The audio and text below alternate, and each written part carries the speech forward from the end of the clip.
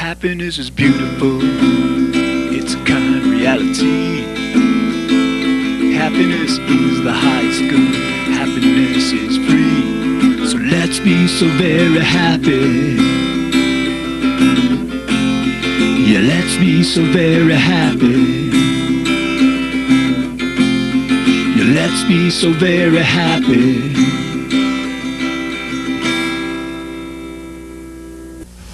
Welcome to the Happiness Show.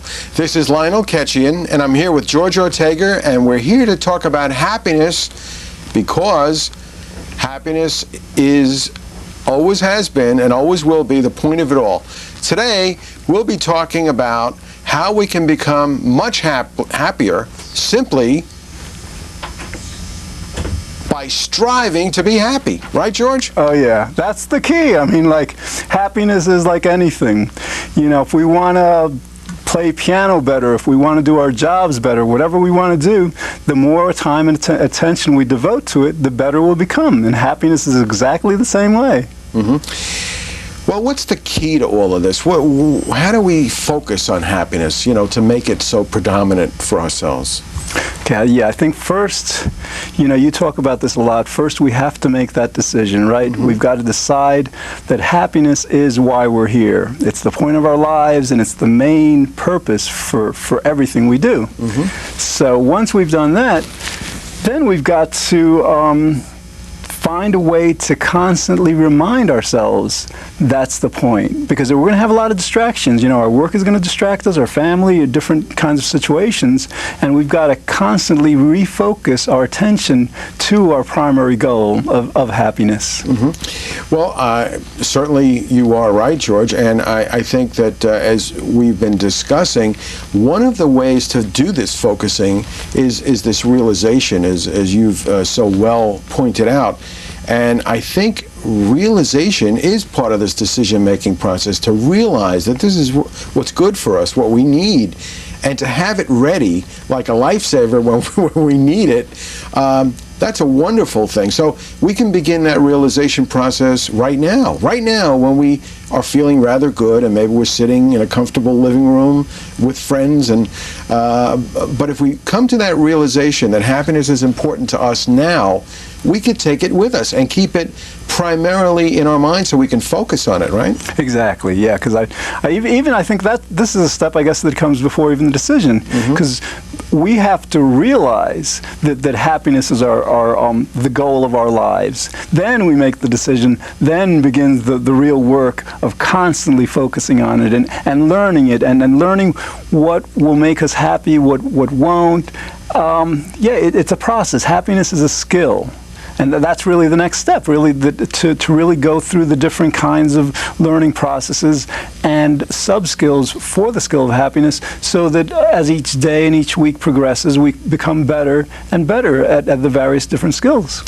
Yeah, I keep saying these same words. You're so right, George. But that's one of the things that brings us together. And I know that when we treat happiness as a skill, we could refine it.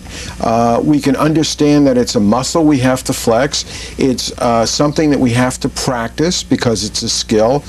But I feel that as a skill, when it's developed, when it's thought about, when it's kept as a decision, and when it's realized of it because of its importance, then we're actually developing inner strength by using happiness. It's a resource for us.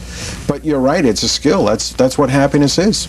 Right, because I think what happens is the more we develop the skill of constantly becoming happier and feeling happiness, the more we will realize these benefits. Because, I mean, happiness just along with it, as a result of becoming happier, we're going to become more successful with our friends, more successful with our work.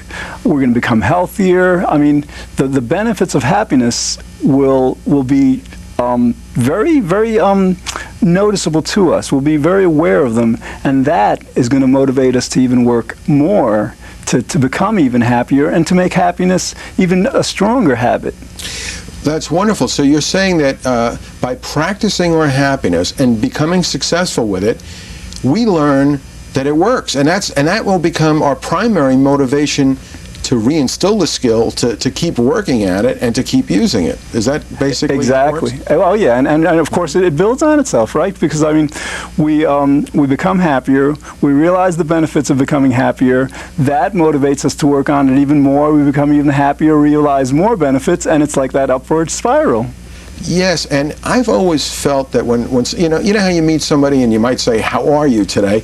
and they'll say, "Well, I'm good, but I've got this problem or this is going on." And the interesting thing is, you're always going to have something going on. That's life. But when you begin to practice happiness, to motivate yourself to be happy, you're going off in a new direction, and one that gets easier and easier and easier to travel. So I asked the question, with all the problems you've always had in your life and all the problems you're always going to have, don't you want a new way to deal with them? And that's what we're talking about. Exactly. And part of the key to that is to realize that it's about work. Because what happens is if we're not working on our happiness, we're working on something else. We're working on maybe things that might lead to happiness, like enjoying time with friends, but we may be working on something like, for example, perfecting a paper we're working on, mowing the lawn, various kinds of activities that could become real distractions to our staying focused on happiness and experiencing it and feeling it. Mm-hmm. So like in order to strive for happiness at each moment, we've got to be aware of what we're doing each moment. We've got to be aware that while we're mowing the lawn, while we're doing the dishes, while we're working on our paper, we can devote part of our attention to our happiness. There's that expression that if we're not enjoying something, we're not doing it rightly. I mean, that's what happiness is about. Just maintaining our focus on whatever we're having to do because it demands certain focus, but always at the same time, continuing our striving to become happier. Well, that's excellent, George. This is so incredible. It's a wonderful thing that we even have happiness as a choice, and this realization is important to us. So I think what we're going to be doing now is we're going to be going to Amy Branch. Hi, this is Amy Branch for the Happy Zone, and today we are lucky enough to have my friend Zachary Terrace here with us today. And Zachary is a professional storyteller, and this segment today is about the more we strive to be happy, the happier we become. And Zachary's been kind enough to tell us a few stories about it. He has 3 stories for us, so I'm just gonna turn the story right over to Zachary. Thanks so much for joining us today. Thanks, Amy. Thanks for having me. Yeah, it's really a pleasure. I'm actually a happy person, certified by Amy Branch here. And yeah, Amy's invited me today to talk to everyone about the more we strive to become happy, the happier we become. And thinking about it, I realized that perhaps there are 3 aspects that you could practice to strive to become more happy. I think the first is perseverance, the second is appreciation, and the third perhaps is intention. I agree. Yeah. So perseverance obviously is continuing on. Once you realize you want to be happy, it's probably not going to happen on the first day, maybe not even the 10th day, but if you have that vision in mind, you know it's out there, you need to keep going until you're happy. Appreciation, I think, is just appreciating the simple things in life, the magic of everyday life. There's so much to appreciate out there.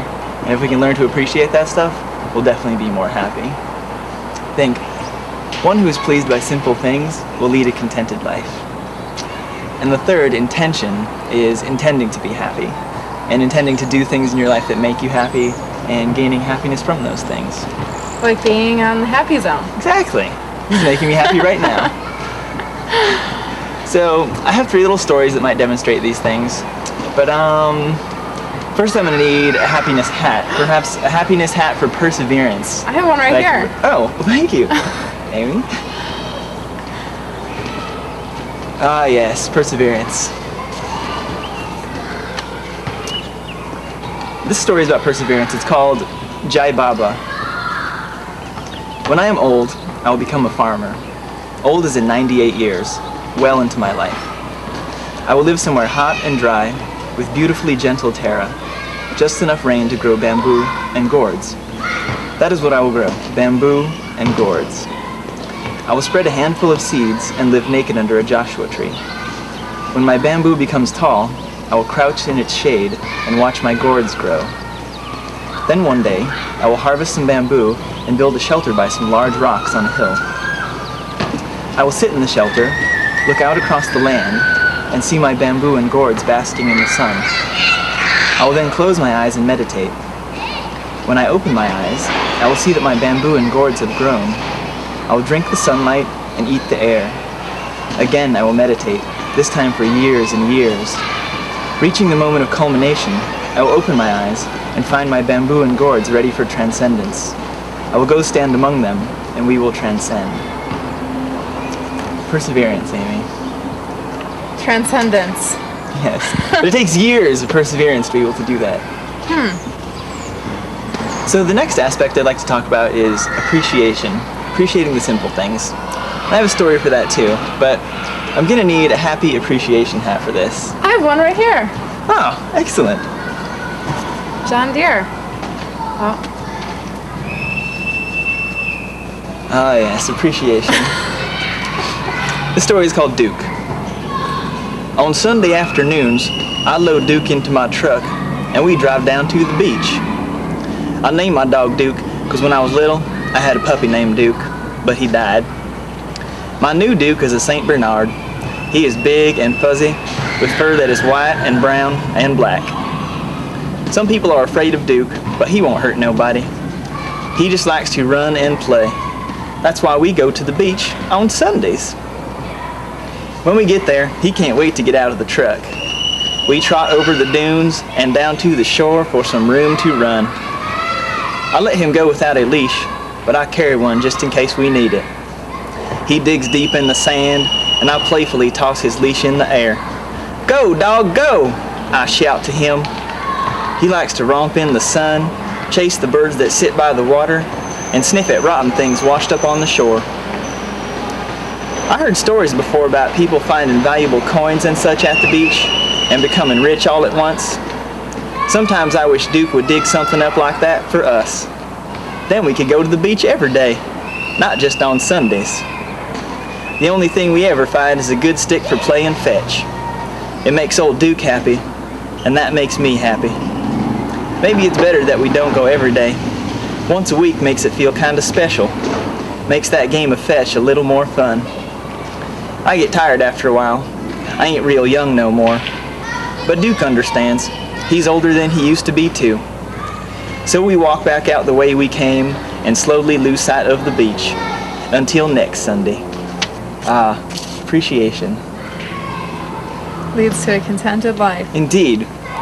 One who is pleased by simple things will lead a contented life. It's the simple things, Amy. It's true. Are you using contented in the same way as happiness? I think they can definitely go hand in hand, yeah. What do you think?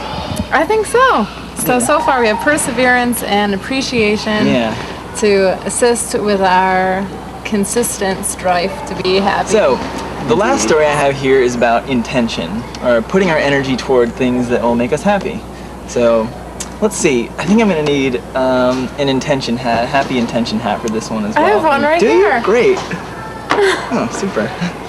Let's see. Zachary Paris needs to get into character. Un momento, por favor. Ah, yes. Intention. This story is called Patiently Proud. Dusk light slowly swallows the last threads of the day. Children running among the shallow waves do not feel the coming cold. They press the day further. A lone man strolls the boardwalk with no sense of urgency or destination. He has been alone for a long time. A lone woman walks hastily with waxing apprehension as she feels the coming darkness. She finds no solace in a lonely life. A lonely couple walks together on the sand. They find no solace in each other. A pregnant mother-to-be sits on a bench as the final strand of horizon turns to black. She is neither lonely nor afraid. There is determination in her eyes, faith in her heart, vision of a brilliant dawn in her mind's eye. She sees a future in her belly, urging her onward through the night. If it's a girl, she will name her Patience. If it's a boy, she will name him Pride. The father is absent, but she does not feel alone. Dusk becomes dark, becomes darker, becomes pitch. all faces disappear. Stars cover the sky like an endless array of pinholes in black velvet. She watches as the moon slowly rises over the waves, reflecting across the water. She is cold, but oddly enjoys the feeling. She waits out the night, making sure the moon does not fall. Finally, the blackness of the sky turns to gray, then to pale blue, as the crest of a piercing sun peeks over the horizon. She rises to her feet with the sun, eyes closed. She feels the warmth on her face. It pervades her body. She lifts her shirt to expose her swollen stomach. Sun rays enter her belly button, filter through her umbilical cord, and nourish her fetus. Patience or pride, one day closer to birth, neither mother nor child will ever be alone. Intention. That was wonderful. Thanks, Amy. It was really beautiful. Thanks. So that's it. Those are the three aspects I think we can utilize to practice to become more happy. Perseverance, appreciation, and intention. Thank you so much for joining us today. You're welcome, Amy. Thank you. This is Amy Branch signing off, saying hope to see you next week. Wishing you happiness. Bye for now.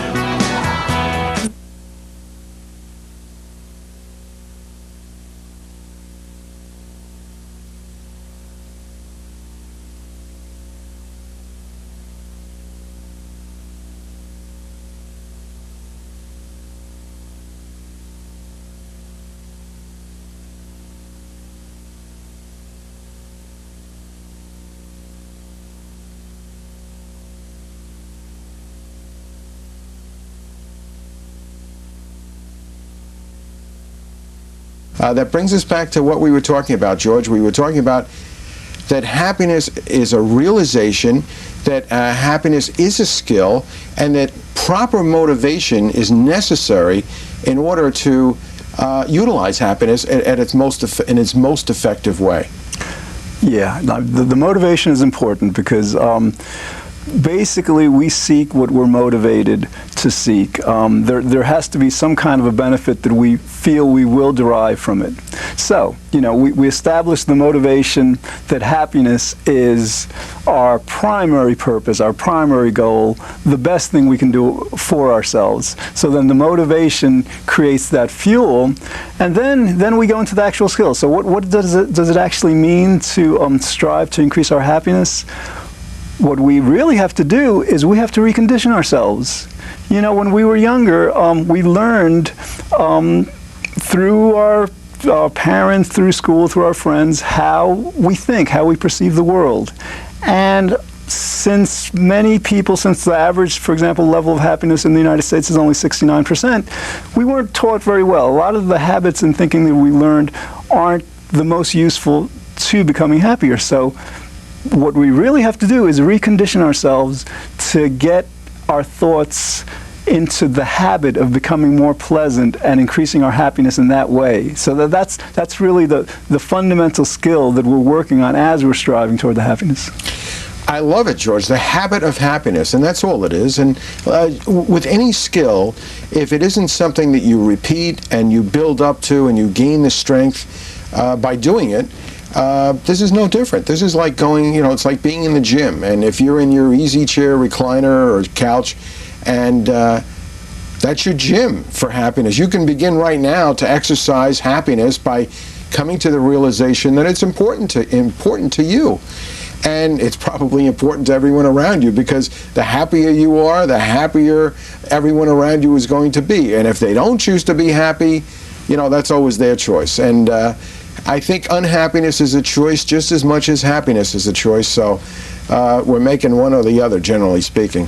Oh yeah, it's a choice, and you said the key word when you said repetition, because what happens is, we have to continually, repetitively, constantly make that choice over and over, because again, what happens, let's say we're working on a certain project. Let's say we're cleaning our apartment, cleaning our house or something, right? There are going to be distracting stimuli in our environment, distracting thoughts, things, and so the repetitive, the choice is yes, I'm doing what I have to do, but at the same time, I can choose positive thoughts. Like, for example, a lot of times we'll say to ourselves, well, you know, I'm doing something that is all right, but I prefer to be doing something else, perhaps, right? Sometimes we're in the habit of thinking in this way, that we'd rather be doing something else, or it might be better. That's something that we have to move away from, and instead of thoughts like that, we have to, in their place, choose to think, hey, this is great. I can be completely happy exactly where I am, exactly doing what I'm doing.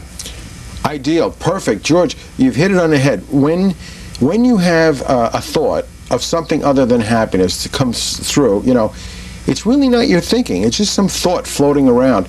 You do not have to let that thought take the front row. So you don't have to give it the driver's seat. You don't have to get up and give it the driver's seat. You can let your thinking, at this point, choose happiness and start conditioning yourself to practice happiness right here, right now. The wonderful thing about the gymnasium of life when it comes to practicing happiness is as soon as you've made this decision, life always gives you a way to strengthen this muscle, because it's always bombarding you with stimulus and problems and people.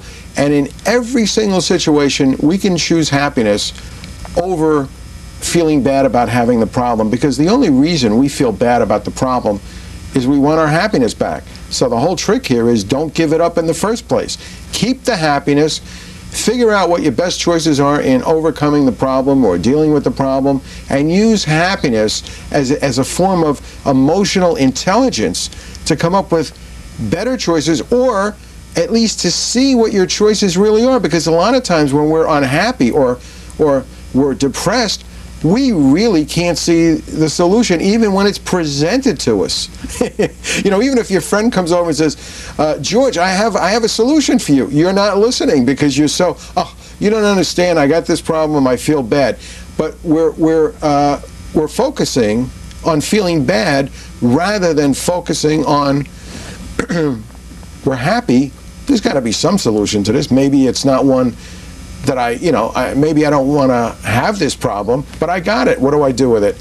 Happiness is an answer for even that, and I think it's a good answer, and it helps us do the practice, and I think that's what you're talking about here. Oh yeah, and you mentioned something before that was very important, that the unpleasant, the less pleasant thoughts are constantly going to be interrupting us, because that's the nature of life. You know, we're not perfect, life isn't perfect, so, you know, we're trying to enjoy things, and then these thoughts will pop into our minds that we didn't invite, right? But they're there, right? Right. So that's where the choice comes in. What are we going to do? Are we going to go with those thoughts, or are we going to remind ourselves, hey, wait a minute, this kind of thought is just not conducive to enjoying the moment the best I can, and so we choose to come back to feeling that happiness. It's interesting. I do meditation. I do transcendental meditation, and it's an incredibly simple type of meditation, because all you do is repeat to yourself over and over a sound. Okay, and like when I was trained for this, there was simple instruction. The idea was that constantly, while you're trying to concentrate on that sound, on repeating the sound, there are always going to be thoughts that are going to distract you. Your mind is going to wander, right? And then what you do, though, is you gently guide your mind back to the mantra. So, using that as an example, happiness is our mantra. Happiness is it's that, you know, and it should be our mantra from moment to moment, from day to day, from week to week. It's what we should keep at the forefront of our thinking, and it should be our base consciousness, our foundation around which everything revolves. Yes, George, and I'm familiar with what you're saying. I mean, I've understood meditation. I've meditated, not transcendental meditation, but I've meditated for probably 30 years. And I haven't been recently, because I use happiness as an active waking meditation. It helps me focus on this moment now, because when you can only be happy right in this little segment of a moment we carve out and say, this is now, and I'm happy.